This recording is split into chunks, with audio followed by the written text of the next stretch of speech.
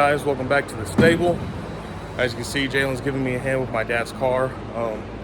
So for last Christmas, we actually booked and paid for a cruise for my parents. So my dad's out of town with my mom right now, and they should be sailing somewhere Caribbean. I don't remember the details.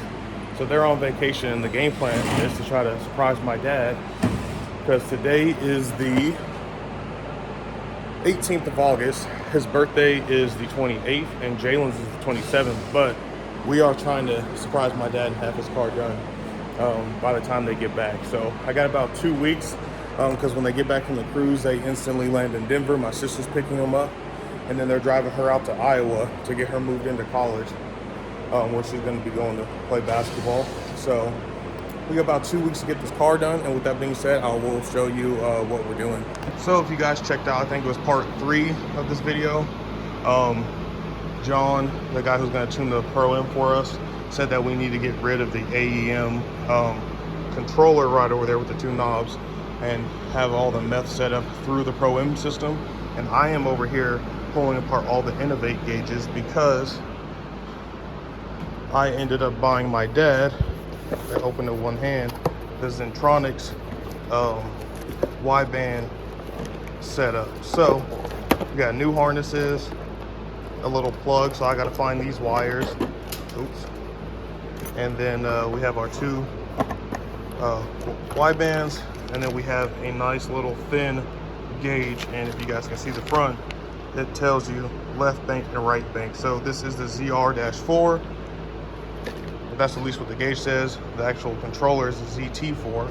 So as far as I know, watching videos, everything is pretty much plug and play outside of getting this harness, which plugs in the back of the ZT4, kind of soldered to the ends of the Pro-M. So these are the colored wires I'm looking for now, and I think they were all just kind of ran up the dash before, but as you can see, it's going to be a slight pain because it is a mess under there, so it gives me an opportunity to clean it all up. And then we had all these wires coming out right here with the speaker vent for where that gauge is, but we can get rid of this one altogether. So that's what I'm working on. Once we do that, probably tonight, I'm gonna hop on LMR and order our stronger ignition coil, and then I think that's about it. So we can get this stuff squared away. We can reach out to John, because the whole family chipped in to get this car tuned, and then hopefully that will go smoothly. And then the last thing I'll probably do is I'll come out here, and my dad had started it before he left, but I gotta pop these door panels on and go ahead and replace these mirrors, because he has 2 new ones. So like I said, my dad started that project before he left, but ran out of time before he finished it. All right, so kind of moving along pretty good. I guess the problem I didn't realize with this whole thing was pretty much the whole driver side panels around the kick panel, the plastic around the steering column, and even the little bezel around the speedometer. All that stuff has to come out. So a little bit more involved than I thought, but as you can see, it's kind of just a rat's nest in there. So it's gonna be a good opportunity to clean it up and get all the wiring sorted. It was clean. Nah, in my opinion, it was kind of messy. It was just random zip ties everywhere. You do worse.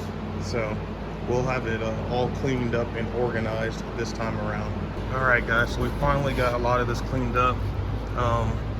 White wire right here is our ground. That went right over there. That red wire, Jalen tapped in over there to the radio. Switch 12 volt over there. So I just got to clean up this purple and brown wire. I believe Jalen is over there researching which Pro-M wires are for the methanol. I think it still might be the nitrous one, so I think it's purple and oh, I thought I grabbed them out already. Pink and orange. So that should be the trigger for that. So I believe we got to run those 2 wires all the way to the back here. But now I'm at the point to where I can go ahead and set our Zentronics gauge in there, and then run those up over through the dash over to the shifter, because we had 2 little X's cut in the boot. Kind of see one right there, and you can kind of see where they came poking through on each side. So we can poke those through, let them hang down, and then finally start running our harnesses right here and our gauge. So that's going to be the next step for us, and then we'll have to probably push the car onto the lift and push the Y-bands up through that boot from the bottom, and then connect them, and then work on putting the whole inside back together. All right guys, so our little gauge pillar here should be out the way, so I went ahead and mounted that. Zentronics is nice because there's only the one wire, which looks like an old school phone jack, which is actually plugged in the back of this. So one of the problems we had is, even when we were looking at Innovate, if you guys caught the last video, is outside of the two big plugs sticking out over there by the shifter, there should have been more stuff plugged into the Y-band, so the Pro-M could actually communicate with the Y-bands, and you know, the reading would be accurate. Never could figure out where it went, but for the longest time, sitting over here in this box, actually, we had this rolled up wire sitting here, and I just started reading, and we got 12 switched volt source, passenger side wideband, driver side wideband, and the ground, and behold, there was a plug-in for it. So now we can cut this apart, run it over here, and that will feed in to the Zentronics stuff, which, so that was one of the issues why our Innovate stuff was never reading. However, they say the Innovate stuff still will burn up O2 sensors and all that stuff, so Zentronics is the way to go. But that wiring harness that's rolled up right over there that I just showed you, we'll run it across here and connect it here. So my game plan with this is, I'm actually going to try to tuck everything up nice and neat. And I seen a guy on the Corral forum said that he actually Velcroed this up underneath his HVAC controls, so it's up out the way, you can't see it, and it's nice and neat. So I'm going to copy him, Velcro it up under there, and we got plenty of line now. And I can even, the only one that's a little shorter is the one for the one that looks like a phone jack, but since we just went ahead and installed this, I can move that stuff where I need to. So as far as that goes, that is a huge win. So I'm feeling really happy that we were able to figure that part out. All right guys, pretty simple. Got the new Y-bands in, and we actually was able to just set them up on top of this little ear here for the transmission, set them up on top and zip tied them on both sides. So I already ran them in through the top and the shifter boot. So this thing should be done on the lift as of right now. All right, sorry guys, I'm a little winded. I lowered the car down and had to get it over the little ramp right there. Involved 4 or 5 times pushing it forward and then running it back. But so this is our ground, which Jalen had hooked up to a bulb, which I think one of our panels went there. And then this red wire should be a power, but he said he had it tapped in somewhere over there. So I just threw all those harnesses up there. My little double-sided tape didn't hold, so I'm gonna have to try to find a better way to get that wideband controller to stay there. But at least I'm at the point now to where we hook up the power ground, I can put power to the car, make sure the gauge comes on. As far as I know, Jalen didn't do nothing crazy over there, so I might even be able to fire it up and just see what kind of reading we get on the wideband. This is a high current driver, so I thought this plugged into something, but I guess it doesn't. So according to the directions here, orange wire goes directly to the positive battery terminal, either through a fuse or a circuit breaker. Should be, looks like 40 amps. And then or it says to run water meth pump, a 20 amp fuse or breaker would be appropriate. Connect the blue wire to the positive lead on the positive side of the water meth pump, and then it says connect the small black gauge wire with a yellow tracer to the nitrous solenoid or meth pump driver in the Pro-M harness. So whatever one up there we got for the Pro-M driver, which I think, honestly guys, I think it's this orange one. So if I pull this orange one here, what does this orange one say? Nope, that says rev limiter or something.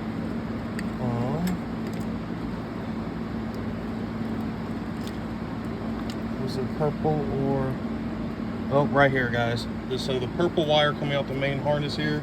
So this one will need to get untangled here in this mess we got going. All right, so sorry for shaking the camera all around trying to do that with one hand, but as you see, now we got our purple wire ran all the way back here. So I'm just gonna leave that there for now. I'm gonna throw that box. But so, like I was saying, now our black and yellow wire, which would be this little one with the yellow trace on the side, if you guys can see that. My phone will focus. Had it for a minute. But that one hooks up to the purple, the other two goes to the pump. So seems simple enough. We'll leave that for Jalen because Jalen ripped this side apart.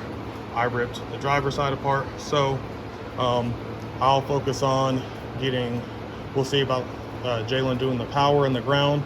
I can make sure all my stuff works. We can put the driver's side together. Running this line and everything will be easy. And then I found a company who might have a little meth sensor. The company who makes it says they're 20 weeks on back order. But I guess from what John's saying is we need a little meter in here, and then there's a plug that goes to there that meters and I guess measures the meth. That's all new to me, so I could be saying that wrong. Anyways, that piece is on back order. So, but I'm assuming we'll probably just have to tie it into the line somewhere, or maybe even right before this, we'll have the sensor go to it, and then we can put the rest of this together. So hopefully tomorrow, I'll come straight here after work. We'll get this finished up. Maybe Jalen can give me a hand and both of us can knock it out and make sure we got power to everything, and then slap the inside of this car back together. All right, guys, picking it up the next day. Just wanted to make sure everything would work. So we added the ground and power. As you can see, left bank is way higher than the right bank. Drop it down a little bit, I guess. It was way off before. So now that I know it works, I can work on buttoning this up, all this mess up, and all of our harnesses for the new wideband. But just wanted to verify that it did indeed work before we did that. All right, guys, I got Jalen out here with me. He is a huge help. Probably couldn't get this stuff done without him. That's for sure. Anyway, so wanted to show you guys. So up underneath here, got it organized much better. Everything's tucked up out the way, so once we get the plastics and everything installed, you won't see it. We got our wide bands up there, and it's velcroed up in place. And then you see over on the passenger side, that thick harness right about here is for the wide bands, and then it kind of circles up in the dash over there that will be behind the glove box. So all that stuff is zip tied about the way. This long red power wire you see goes over to, this is the newer LMR center console that has the USB plugs in it. So all these red wires go up underneath that. So I think once we get the center console in place, Jalen just pulled them tight and laid them flat and tucked them up in there. But we already started getting the driver's side put back together, and Jalen just got that whole panel installed again after he ran his wires. So we're actually making pretty good progress about getting this thing back together. So I'm thinking I'm going to be able to hit John up tonight, and at least give him a heads up that tomorrow we should be ready to go with starting to get this thing tuned. All right, guys, so this is where we're going to leave off for the night because it's 8.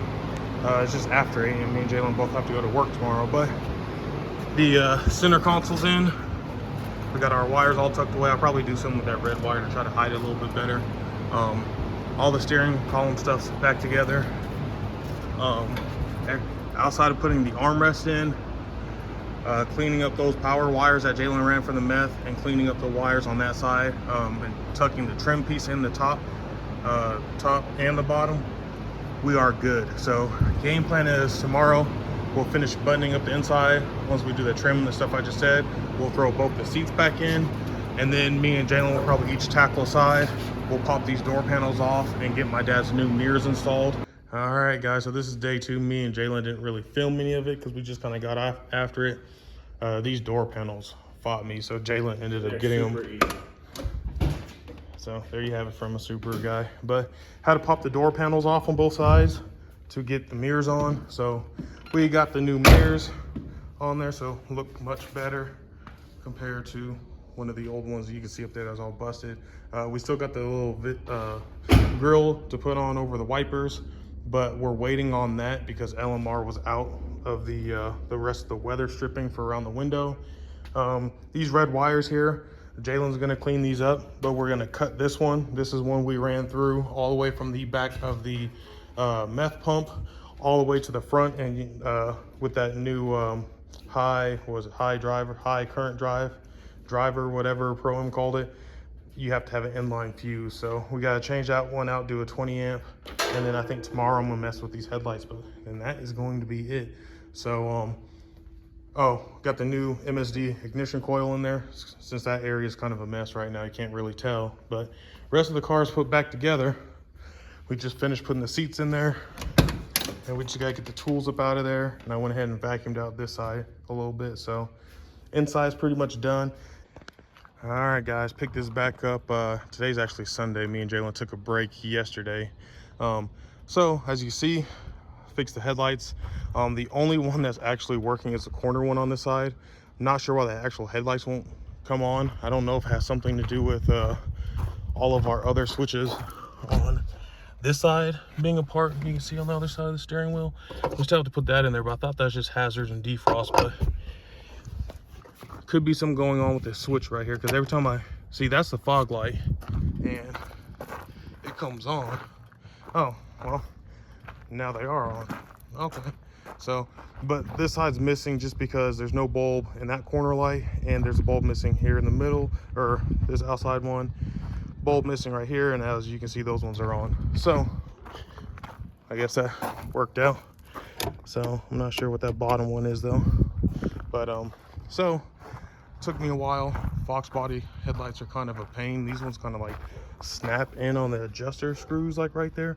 Kind of a weird setup, but that took me a while. Was able to do without doing the removing the front bumper. The reason why my dad wanted to remove the front bumper was because the headlight harnesses were all jacked up in there. But I was able to squeeze my hands in there and run all of our harnesses over where they need to go. So the last part is actually just putting bulbs in and then twisting them in the sockets of the housing. So the other thing I worked on all day today was all of our red wires right here. I cleaned them up and I spliced and soldered in our 20 amp fuse right here for the meth. So that one is this right here. That's disconnected, so we don't want that pump running while the meth isn't dialed in on the car. So that kind of took a while too, but that one red wire sticking out right here is for our goes over to the ignition coil right there. So that was the best I could kind of do with that. So made that look pretty. It's good enough for now, at least. So Dad, I'll probably go ahead and post this video, but just wanted to tell you happy birthday. Everybody in the family chipped in to try to get this done for you, so hopefully tuning goes smooth. I wanted to have this car tuned for you by the time you got back from vacation and taking Taryn to school, but John's on vacation as well, so hopefully this week goes smoothly and you can at least drive this thing before you have surgery on your shoulder. So happy birthday again. Everybody watch this video, please be sure to like, subscribe. Catch you on the next one.